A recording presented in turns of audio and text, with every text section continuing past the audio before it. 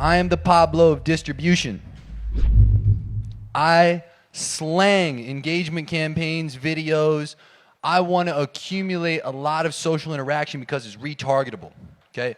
Right now on the internet, Facebook, Instagram, Snapchat, even LinkedIn. You heard Fred Lamb talking about Reddit yesterday. I bet they do this too now. They allow you to retarget based on social interaction, okay? I made an exuberant amount of money this way. For other people, for my own personality brand, I practice what I preach. This works for any business, period. I call it the Venus flytrap method. I'm gonna show it to you guys. It's pretty cool. You wanna make more money by respecting people online. Most of you guys, you disrespect the shit out of people. You're digital clipboard salespeople. You guys know what a digital clipboard salesperson is? It's the mall salesperson. You know?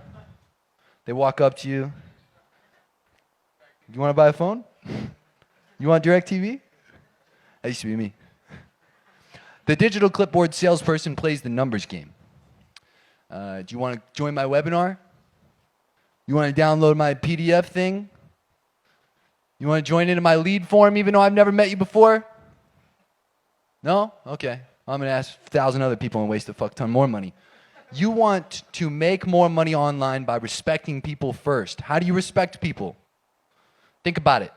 Do you walk up to any human in real life and just say, hey, would you give me $10,000 right now for this consulting package that I have? I'll tell you all the points of the offer. I'll fucking read testimonials to you too. Will you give me $10,000 if I just start spewing all that on you? No, fuck no, you won't. Because I'm disrespecting you in that kind of process. It doesn't make any sense. It doesn't make any sense at all. Most people online, they put this outside of themselves of how simple it is to respect people in a natural sales process. They give us all the tools, guys. All of it. I'm going to show you step by step how to do these things. This is a visual example for the people out there who need some numbers. This is one of the recent teams that I've been working with. I love these people. They are on the back end. They get it. They do what works. This is Dan Locke and his team. Over the last 4 weeks or so, 6 weeks, they've done an additional, 63% in revenue on a month-to-month basis. They've been getting it in. This is a big team effort on the back end. However, I come in as a consultant initially. Then I get hands-on in the trenches. Got another digital marketer. He's here. He's actually Klaus over here, the other tall white guy. And together, alongside of all these other people in the trenches, we're able to do things at scale to make more money by adding in these things called engagement campaigns. Spending more money on the other ads that start to all of a sudden work more and lower in cost when we add engagement campaigns to the process, which are you posting videos or you posting images, or like Ben's talking about, writing long-form content. You can run engagement campaigns on that shit before you're viral, before you're organically getting a ton of views. You can pay to get those views. And you're going to need to because nobody gives a fuck about you when you first start unless you're positioned correctly. So you got to learn to be the Pablo of your own content distribution and of your client's content distribution. Okay, these numbers are just for your psychology, so you understand this stuff works, okay? So check this out. Here's some more cool stuff. When you run an engagement campaign, you post it on Facebook, you post something on Instagram. I'm going to literally show you step by step how to do this. This is the result, okay? You get a lot of reactions, all those little, likes and hearts, wows, and the angry faces from the haters. You get tons of comments, okay? When you understand artificial intelligence and what you are using when you do a Facebook ad or an Instagram ad or a LinkedIn ad or Snapchat ad, you are leveraging a tool that works and operates on data and objectives, goals, okay? When you go into the Facebook, who in here has used the Facebook Ads Manager? Okay, you guys all familiar with the thing you do first where you select an objective? When you select an objective, do you know what you're really doing right there? Or do you just think you're pressing a button and just, it's for you? Like, do you think you're pressing the button that says engagement and like that you have something to do with it? No, you're defining to an algorithm what you desire to have occur. So the whole job that you've tasked this giant thing, this data-driven monster, it will help you out. But if you don't understand the objectives and what you're doing, you're going to run yourself into the ground. You're going to waste a lot of money. When you are running an engagement campaign, you are seeking to get engagement. It's that simple. And I'm not selling you on likes, comments, reactions, shares. You get all of that as a byproduct. What I'm selling you on is the social interaction that becomes an email list for you to be able to retarget in the Facebook audiences list. So check this out. As I said, you go into the campaign, you press start a campaign or create, the giant green button, okay? The first objective here, where it says engagement, that is the objective that I'm talking about. When you select an engagement campaign, the second thing you're going to see, standard stuff, you're targeting. Who do you want to target? You want to take a guess? You target your ideal customer, okay? Remember that part where I was talking about respecting people in a sales process? Why would you target somebody different? You wouldn't. The same person you want to have join your webinar or download your fucking PDF thing, you know, or your lead form that you got, or maybe you're one of the guys drawing them straight to an offer right away. Instead, when you go through this process, you are giving people the ability to get to know you first. Let's go back one slide. Look at these posts.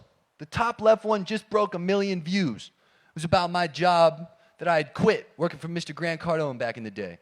The one in the bottom right there, that's a post I believe is from, if I'm not mistaken, my intro video.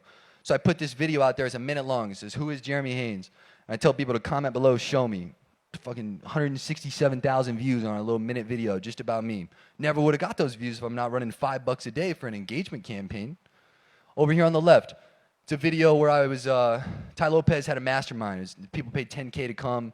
He invited me to speak. So I took that presentation, I cut it up, so obviously people couldn't see the whole presentation, just about 10 minutes of it. Dropped that on Facebook, ran an engagement campaign on it. 297,000 views, okay? Tons of comments, great engagement. Now the point of all this, once again, I do not give a shit about the reactions, the comments, the shares. It's not what I'm in it for, okay? I'm in it for respecting people and using a tactic by Malcolm Gladwell called priming. Does anybody know what priming is? Yeah? Raise your hand if you know what priming is. Comes from the book Blink by Malcolm Gladwell. Priming is where you are giving people data to make decisions with prior to the decision being presented to make. Okay? So let me give you an example. If I want to give you a choice of water, coffee, or juice, I desire you to drink the juice instead of the coffee, right? Hey, good morning, welcome in. Hey, go ahead and get yourself something. By the way, I just learned this the other day. Coffee actually contracts the blood flow in your brain 40%. I hydrate like 2 gallons a day. It makes me feel great. What are you more likely to do given the decision that you're now about to make to choose a drink? It's a probability that increases that you're likely to drink water and you're less likely to drink coffee in that example. With your personality brand and with your business, you want to do this with engagement campaigns, strategically picking content that you want to have establish biases that are in your favor. Biases include things like we spoke about yesterday. We touched on this with the lab coat bias. Okay, the lab coat bias is where you go into the doctor. Your doctor says, hey, your knee's fucked up. Here's some pills. This is exactly what you need. Everything's going to be okay. You will accept that data, and you usually will not question it because it comes from somebody of an established authoritative figure in a lab coat, let's say, where you don't question the data because of the bias that's already in your head that allows you to make decisions faster out of native trust that's already been ingrained. There are many different biases that you can play into. Many. The biggest ones that you want to understand in a simple way are the pieces of content that you have that let people get to know you in the ways that you want to be best established. You want to take your best pieces of content. You want to take, like, for example, take some photos here. Post with a speaker, right? Tell a story in the post, turn it into a photo, and I'm going to explain that here in a second. So you can retarget people and at the same time let them know something about you that you want them to know strategically to prime a future decision. So if I'm targeting you today with 3 pieces of content over the next week, I know I'm not going to make money on you with that. However, after that week, you'll have seen 3 strategic pieces of content that show me that you're further down the sales process than somebody I'm just going to go randomly pitch, like a digital clipboard salesperson. Rather than just going and pitching random people, I want to go and make my conversion campaigns, where most of us start wrongly. I'm going to make those to the people who are warmed up instead of random people who do not know me. And at the same time, I'm still going to run cold testing to ensure that my cold campaigns and my theory is working for whatever it is that I'm doing. You can do both at the same time as well, which we'll talk about here in a second. When you go into your Facebook Ads Manager, very simple. Top left, 3 lines. You click them. You go over to the audiences. The audiences, for everybody who doesn't know, they're over here on the right-hand side underneath that assets category. Does everybody see them? When you click on audiences, you're going to see that blue button in the top left there. See it? It says create an audience. When you press that, you can upload an audience. That's what the customer file option is. You can retarget people based on website traffic. Simple shit. We learned that back years ago, right? Now we have the option to retarget on app activity, offline activity, for what people are doing here even. And that fancy option at the bottom there that says engagement. It's the most neglected area inside of this audience section, and it is the most valuable. It enables you to retarget on the following options. You get video views. Get the opportunity to retarget people based on lead forms and the activity in them, or if people filled them out or not. You get to retarget people based on experience and the engagement within your Canva ads or your Canvas ads. You get all the Facebook page and Instagram page engagement, and you also get event engagement. Now check this out.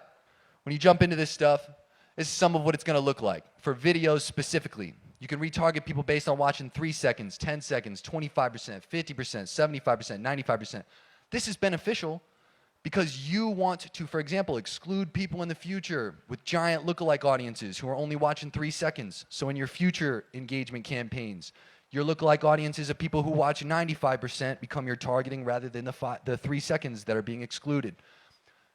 If you go over to the Facebook page option or the Instagram page option, you will have the opportunity to retarget people who engaged on your page, who engaged with a specific post or ad, who had any kind of interaction, saving a post, pressing a call to action button, messaging the page. And you can do this for up to 365 days back.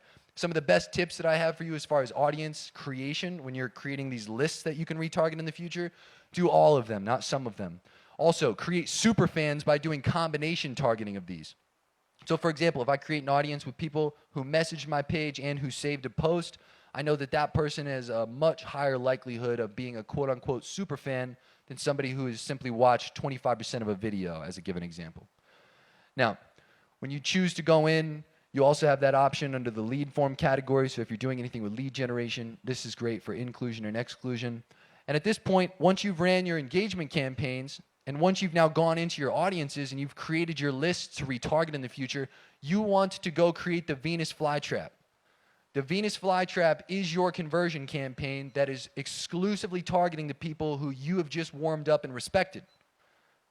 You will see, on average, when it comes to my data, and I spend a lot of money on Facebook a day, across my clients and myself, about a 75% decrease in cost for whatever your cost per conversion is. So if you're running sales to a high-ticket offer, 75% reduction in cost per acquisition. If you're running lead generation, if you're running something towards an offer, 75% reduction in costs is on average.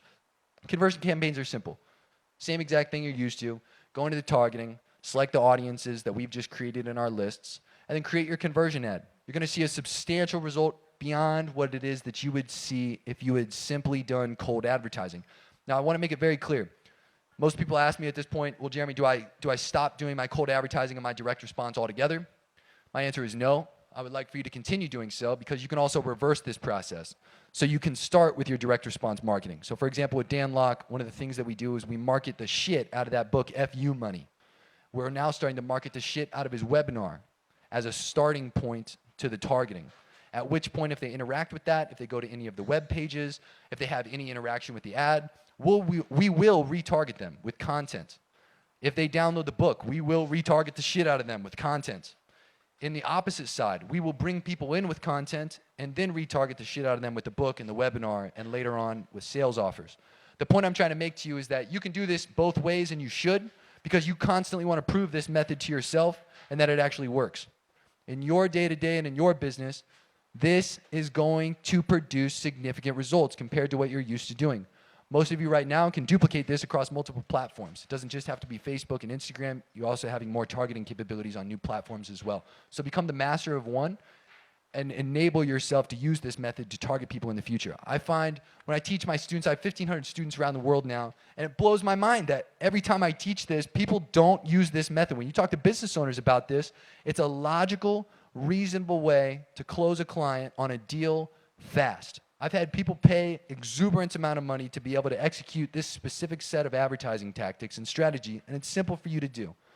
It's truly simple for you to do. So besides that, got this random person here, I guess. Blah. No. Anyway. Do you guys have any questions on that? Hey, can we hand him a mic? Anybody? Anybody? Cool. I love having this guy in the background right there. I respect Jeremy. That was sick. I've seen this actually in the DSP. Yeah. And it's really cool. So, you know what? Dan Locke, man, I see him every day, and I know why. It's because of you. Oh, yeah. So that's awesome, and it's because I've been watching his content. But you know, sometimes like, do you ever have people like, you know how there's an option to say like, I don't want to see this ad? Oh yeah. And it kind of like, you know, it's kind of like a negative thing. Have you had people do that, and does it hurt your ad? And yeah, no, absolutely. So you'll have 3 different things that can really be a metric to enable you to see that or not. So you got positive feedback, negative feedback, and you also got the relevancy score. With somebody like Dan Locke, who's a very controversial figure anyway as a personality brand, he will get a high amount of people anyway who just flat out don't resonate with him, that'll mark the ads as something that they don't want to see. And then, of course, you'll have haters that'll also go beyond that and will report those things.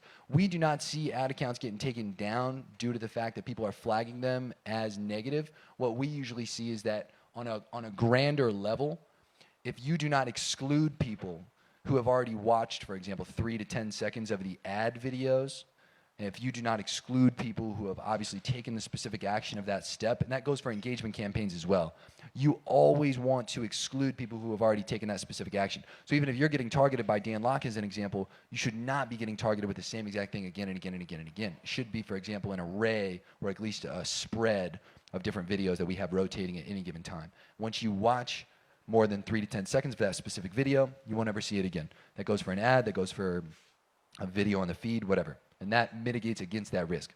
Less than 10 seconds.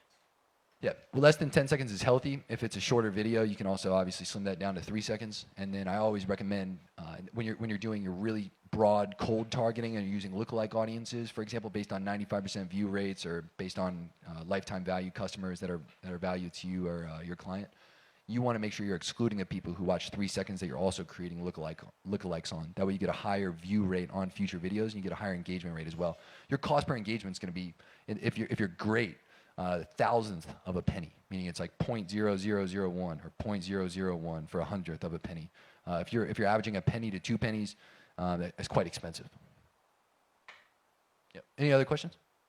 Yeah, I'll hand you the mic. Good. So for one of my clients, I have an engagement campaign that's like a cold campaign that all the posts that we do for them go into. Would it be advantageous to kind of allow that to go and then create specific content to kind of do the Venus flytrap with, or is retargeting that content that we already have out there okay? Yeah. So I love context. Every time you can use context selling, you should. So if you have somebody that interacts with a specific ad that's a video, you can follow up with them based on what they did or did not do, which is the best thing that you can do to get more conversions always. It gets pretty tedious though. Most people don't have the ability to split and handle the level that you're going to go into if you dig that far into the trenches. But context will always make you more money is what I found, because I'm always willing to go deeper into that. If you are going to do that, you can create almost a storyline. For example, a series, like you can split something into a 9-part series, a 2-part series, a 3-part series. You can do, hey, make sure you watch more than a minute of this and we'll show you part 2. It's pretty cool. What I found through time though is that with context marketing, just make sure you don't specify too granular. If you mention anything about the targeting now, they're starting to get a little more aggressive with disproving ads that mention specifics about who's being targeted in the ad set in particular. So beyond that, yeah, get gritty and very contextual for sure. What do you look for as far as relevancy scores with these ads that you're running? So is there a minimum threshold where you just cut it, or? Yep. It depends. I go by the 72-hour rule unless I'm spending an exuberant amount of money. I'm not spending Tim Bird money like $500K a day or $5 million a day or anything like that. But spending 25, 50K, 75K a day, you can get a lot of data really fast, and you're able to get a good perspective if you're running multiple ads and you're running multiple ad sets to be able to compare the relevancy scores to make cuts. I'm like Tim. I cut shit throughout the day. I let it come back at midnight. I understand artificial intelligence a little more. I took this MIT course on artificial intelligence and business integration, and it showed me that if you have an essential simulation that you repeat on a day-to-day basis, let's say that 30 days goes by, and you do what Tim's talking about with creating an ad set or a series of ad sets, scaling them up several times throughout the day, pausing some of them that are your duds, and then resetting them all at midnight to play the same game again. Well, if you did that 4 weeks, you would have 4 sets of data for 7 days for what it's like 4 times throughout a month, as an example, for those different days. You'd have the 7 days, you'd have the hours for those days, you'd have the ad set scores for what worked and what didn't work throughout that span as well. And then you're going to get a different relevance score at the end of that 30-day ad set than you would if you're just going in there and randomly turning shit on and off. So you have to be cognizant of what kind of tests that you are running. Most people, they have no comprehension of the test type that they are running when they are doing things inside of the Facebook Ads Manager. Without having that knowledge on artificial intelligence and being able to understand goal parameters, like just selecting an objective, what it's actually doing, rather than just like, oh, it's a random objective, and understanding how to give a proper set of data and tests to an artificial intelligence, like handing a super prediction machine a bunch of data and saying, well, can you make sense of all this randomness? It can't. It needs predictability within it and a set of consistent and varying data points. So long story short, I make cuts on the shitty relevance scores, but I also don't do like random tests and then just cut the ones that have low relevance scores. I make a lot of tweaks, and I give it a set of time before I make those decisions. So, yeah.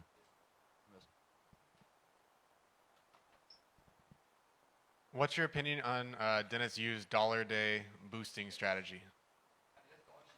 Okay. That's no money. Like, I love Dennis, but you got to spend a lot more money.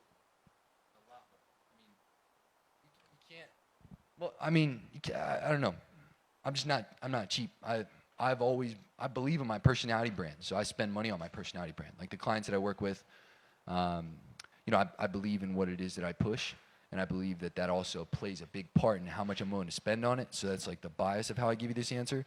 If you are just starting off and you're in a position where, like, financially you don't want to expense as much budget on ads as maybe you could in another month if you made more money off those ads first, then yeah, fuck yeah. Start at $1 a day, because anything that hasn't started yet, I mean, it's not just going to go from 0 to all of a sudden in existence. You got to bring it into existence first. So if you start at $1 a day, that's cool, but that'd be the easiest thing to squash if you had one competitor, which most of the time you're not even aware of until you're spending big money, But long story short, it's a good method if you're starting off.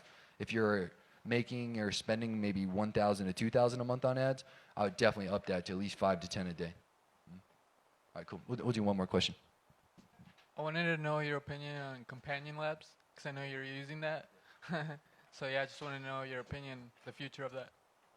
Yeah, so I actually got put on to Companion Labs initially by Maxwell Finn. So shout out to Maxwell here from initially, and the next speaker after this.